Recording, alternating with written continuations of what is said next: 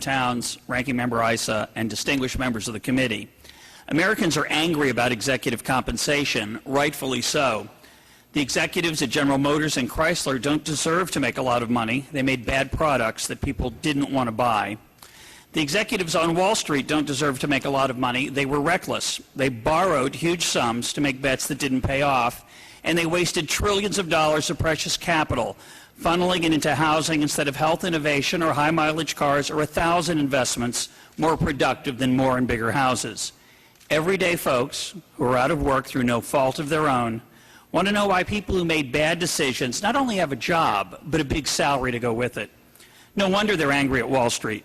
But if we keep getting angry at Wall Street, we'll miss the real source of the problem. It's right here in Washington. We are what we do, not what we wish to be, not what we say we are, but what we do. And what we do here in Washington is rescue large companies, large financial institutions, and rich people from the consequences of their mistakes. When mistakes don't cost you anything, you do more of them.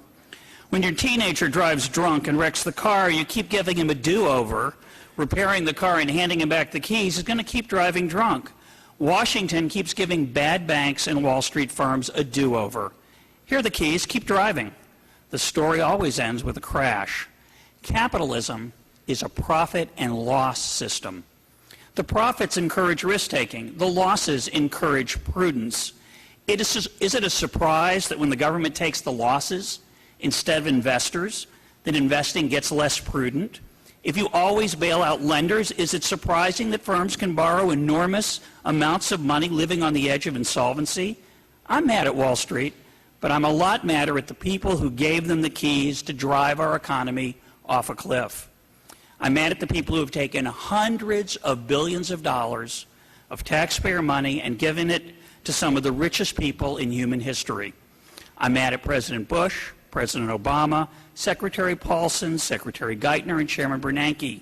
And I'm mad at Congress. You helped risk takers continue to expect that the rules that apply to the rest of us don't apply to people with the right connections. You've saved the system, but it is not a system worth saving. It's not capitalism. It is crony capitalism. Using a special master for compensation to get our money back is too little too late. Many people argue that because the government handed out the money, the government has a right to dictate how it's spent. But in a constitutional democracy like ours, it's not the government that has rights. We, the people, have rights. The Constitution exists to restrain government, not to empower it. Whether government has the right to limit pay is not the question. The question is whether it's a good idea for the government to have the power to set compensation, and despite our anger, the answer is no. Hayek, the Nobel laureate economist, said, "The curious task of economics is to demonstrate to men how little they really know about what they imagine they can design."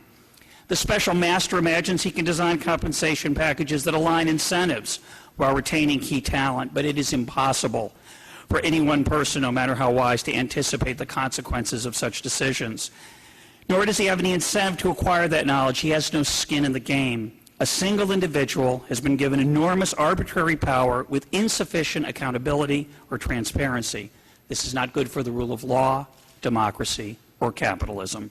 By focusing on those who owe the government TARP money, the special master distracts us from other firms that benefited from government rescue, such as Goldman Sachs and JP Morgan Chase. The comfort we receive from seeing compensation reduced distracts us from the policies that created the problem in the first place, the rescue of Wall Street from its own recklessness. It is a charade of political window dressing to make crony capitalism look respectable.